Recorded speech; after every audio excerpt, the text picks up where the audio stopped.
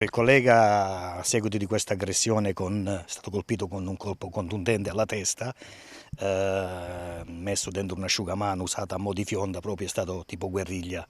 E questo collega è stato attirato per futili motivi davanti alla cella, dove il detenuto pretendeva di potersi recare liberamente in palestra, invece non poteva farlo. Ancora un agente della polizia penitenziaria aggredito e ferito all'interno della casa circondariale di Padova, il quarto episodio nel solo mese di giugno nel penitenziario padovano. L'agente è stato aggredito da un detenuto che ha avvolto una bomboletta del gas in un asciugamano e gliel'ha lanciato in testa. Un episodio grave, l'agente è stato portato d'urgenza in ospedale e in queste ore dovrà essere sottoposto nuovamente ad un TAC. Il sindacato FNS CISL di Padova e Rovigo da tempo denuncia l'inadeguatezza del reparto dove è avvenuta l'aggressione. Noi già nel passato e abbiamo ultimamente ancora denunciato agli organi superiori che la carenza strutturale proprio di questo reparto.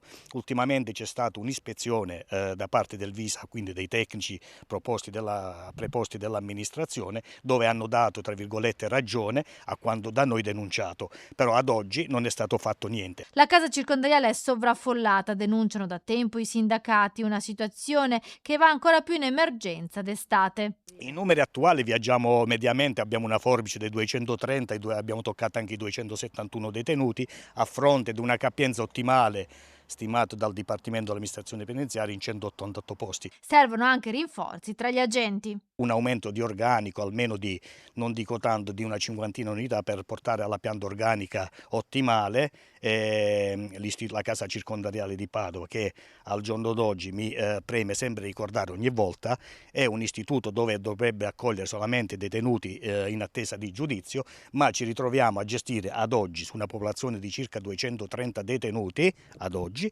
circa 197, se non sbaglio, detenuti con pene definitive.